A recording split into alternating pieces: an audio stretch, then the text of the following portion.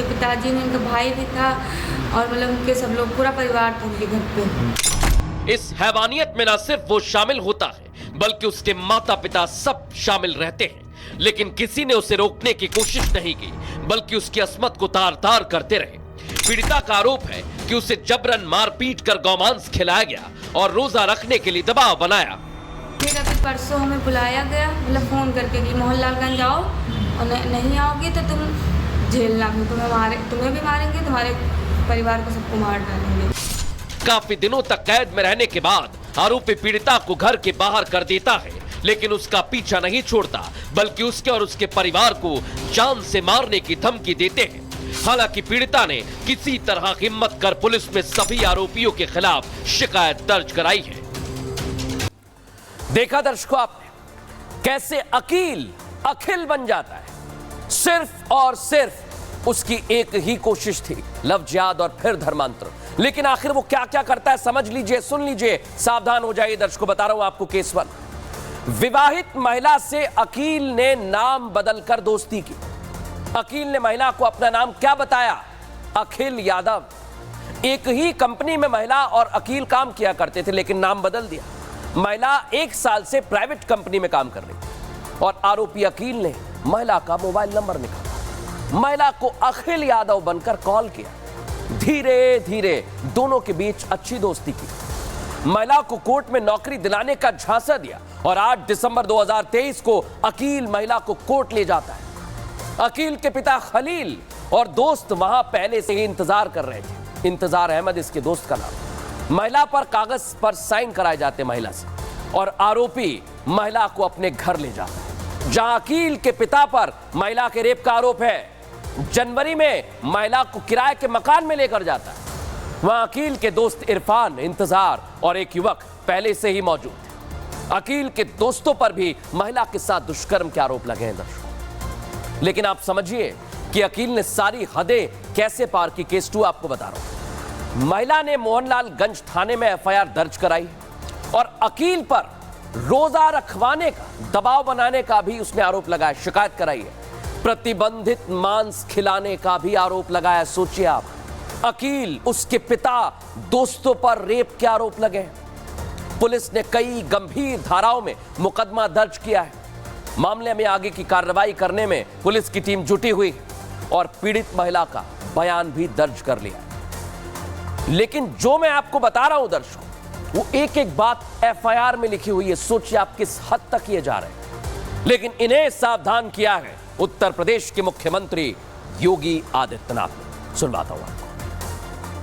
आज कोई हमारी कानून व्यवस्था को ठेका नहीं दिखा सकता।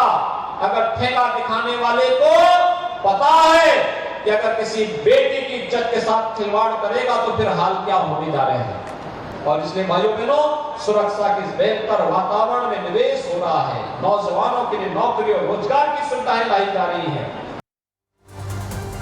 सुना आपने, योगी आदित्यनाथ ने कहा था और उसी दिशा में सरकार काम भी कर रही है दर्शकों।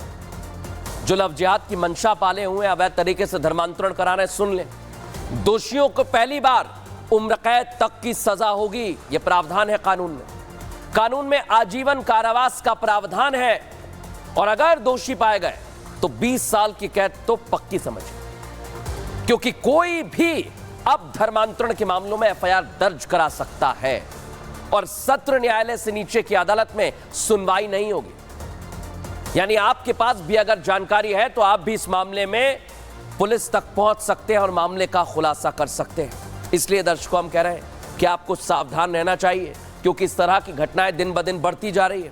लेकिन आज एक और ऐसी घटना सामने आई है जो आपके बच्चों से जुड़ी हुई है। कहीं मत जाइएगा। क्यों कह रहा हूं?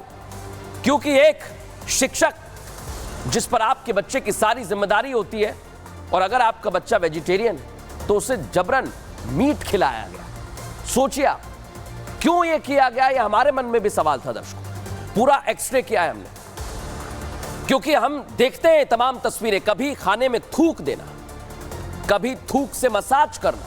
ये तस्वीरें हमने देखी, आपको दिखा रहा हूं। हिंदुओं से नफरत के अलग अलग तरीके आ रहे हैं कट्टरपंथियों के। आखिर कट्टरपंथी हिंदुओं के खिलाफ इतनी नफरत लाते कहां से, समझ नहीं आता। बार बार हिंदुओं को टारगेट किया जाता है और अगर कार्रवाई करो तो इनके लिए विक्टिम कार्ड प्ले करने वाले कई लोग आ जाते हैं जो इन्हें अलग तरह का बताते हैं। लेकिन ये तस्वीर आज आपको दिखा रहा हूं। सावन का महीना चल रहा है, पवित्र महीना, और अब सावन में अधर्म वाला काम किया गया, जहां एक स्कूल के प्रिंसिपल पर हिंदू बच्चों को मीट खिलाने का आरोप लगाया। दर्शक सोचिए, आप वो शिक्षक जो आपके बच्चों की सारी जिम्मेदारी निभाता है, अगर आप स्कूल अपने बच्चे को भेज रहे हैं और टिफिन दे रहे हैं और सोच रहे हैं कि वो सुरक्षित है, तो सावधान हो जाइए, क्योंकि जो अब मैं आपको दिखाने वाला हूं, जो रिपोर्ट हमने तैयार की है, वो आपको देखनी चाहिए कि कैसे एक शिक्षक दबाव बनाता है बच्चों पर। देखिए जरा।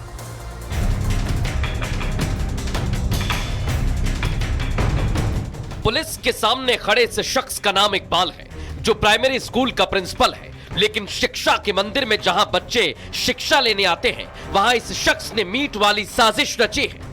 मामला मेरठ का है, जहां स्कूल में पढ़ने वाले 2 हिंदू बच्चों से आरोपी ने सावन के पवित्र महीने में न सिर्फ मीट मंगवाया, बल्कि उनमें से एक बच्चे को खिला भी दिया।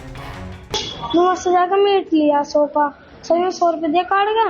मुझे के लिया भी आया, आधे घंटे बाद आके सजी मैंने मुझसे पूछी तू खाएगा, मैंने ना कहा थी, इनसे पूछी थी, इन्होंने ना कही मैंने, सर ने कहा ये तो खावा ही खाने तू रहने दे। प्रिंसिपल की इस करतूत को जब बच्चों ने अपने परिवार वालों को बताया तो वो सन्न रह गए। इसके बाद हिंदू संगठन आग बबूला हो गए। आरोपी मोहम्मद इकबाल को थाने ले जाकर जमकर हंगामा किया और कड़ी कार्रवाई की मांग की। बताया जा रहा है कि वैद्यवाड़ा के प्राइमरी स्कूल में 20 बच्चे पढ़ाई करते हैं, जिनमें से सिर्फ 2 हिंदू बच्चे हैं। अब सवाल ये कि कट्टरपंथियों के निशाने पर अब क्या बच्चे भी आ गए?